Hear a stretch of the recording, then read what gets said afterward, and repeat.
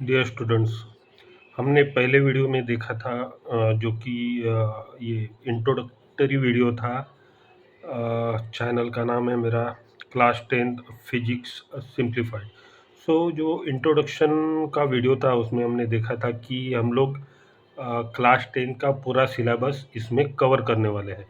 और जो सिलेबस हम लेने वाले हैं उसमें 5 चैप्टर सीक्वेंस आएंगे। उसमें से पहला चैप्टर है लाइट रिफ्लेक्शन एंड रिफ्रैक्शन।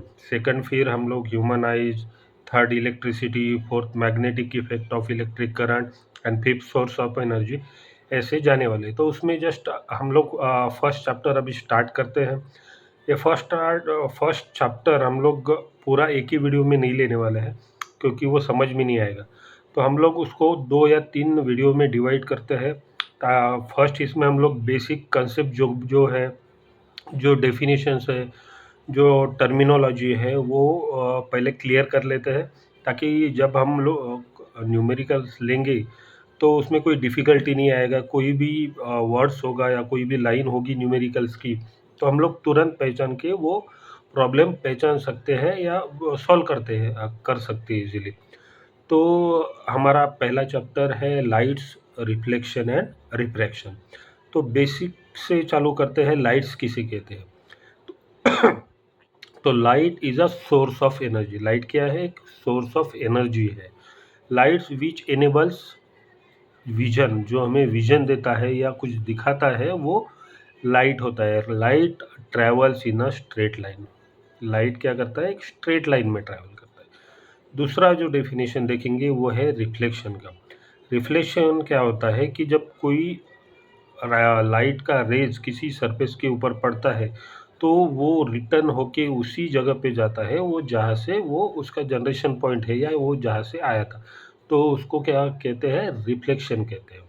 और जो थर्ड पॉइंट है वो है रिफ्रैक्शन। रिफ्रैक्शन किसे कहते हैं? जब लाइट रेज एक मीडियम से दूसरे मीडियम में जाता है तो वो डिफ्लेक्ट होके उसका डायरेक्शन चेंज हो जाती है, क्योंकि वो एक मीडियम से दूसरे मीडियम में जाते हैं। तो जब उसको डायरेक्शन चेंज होता है तो इस प्रोसेस को कहते हैं डिफ्रैक्शन। ठीक। तो डिफ्रैक्शन क्यों होता है? क्योंकि जब वो एक मीडियम से दूसरे मीडियम में जाता है तो लाइट की वेलोसिटी चेंज होती है। तो वेलोसिटी चेंज होती है इसलिए उसका डायरेक्शन चेंज होता है। तो वेलोसिटी क्यों चेंज होती है? क्योंकि हर मीडियम का जो पार्टिकल होता है वो अलग होता है। तो जब लाइट रेज एक मीडियम से दूसरे मीडियम में जाता है तो लाइट पार्टिकल और उस मीडियम का पार्टिकल इंटरैक्ट होते हैं, और जब इंटरैक्ट होते हैं तो उसकी वेलोसिटी चेंज होती है, इसलिए उसकी डायरेक्शन चेंज हो जाती है। तो ये हो गया डिफ्रैक्शन। तो थर्ड है डिस्पर्शन। डिस्पर्शन में क्या होता है कि जब लाइट रेज एक मीडियम से दूसरे मीडियम में जाता है तो लाइट जो होता है वो सेपरेट होता है और वो अपने कलर कंपाउंड में सेपरेट होता है। मतलब अब अगर कोई लाइट है उसमें 4-5 कलर है, रेड है, ग्रीन है, तो लाल वाला लाल में जाता है, रेड वाला रेड में जाता है। तो लाइट अपने कंपाउंड में सेपरेट होता है, तो उसे डिस्पर्शन कहते हैं। और उसका एक इजी या सिंपल अगर हम लोग एग्जांपल देखें तो रेनबो।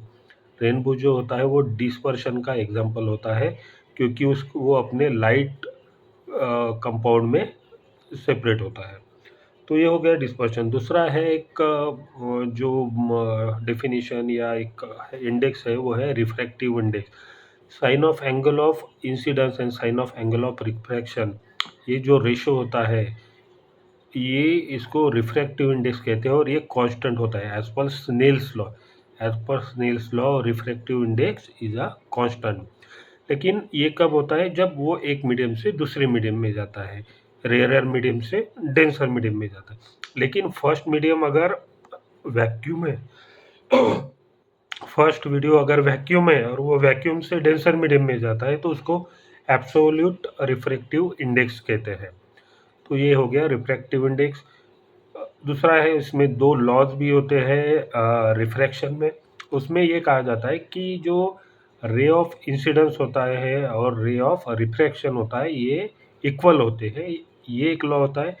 और दूसरा होता है कि जो रे ऑफ इंसिडेंस है या जो रे ऑफ रिफ्रैक्शन है और उसके बीच में जो नॉर्मल होता है, ये तीनों एक प्लेन में होते हैं, ये एक लॉ होता है।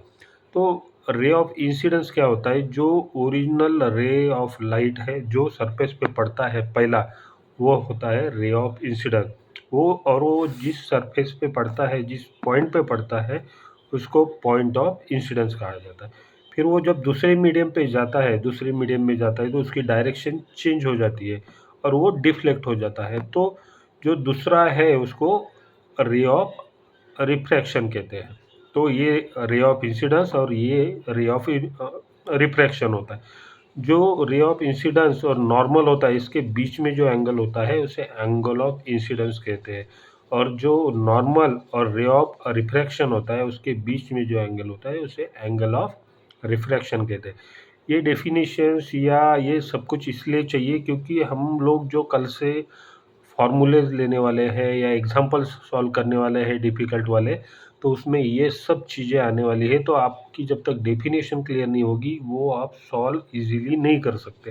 इसलिए ये आप 2-3 बार देखिए, सुनिए और अच्छी तरह से क्लियर कर लीजिए, और अगर डाउट होगा तो आप कमेंट कीजिए। ठीक है? तो मिलते हैं अगले वीडियो में।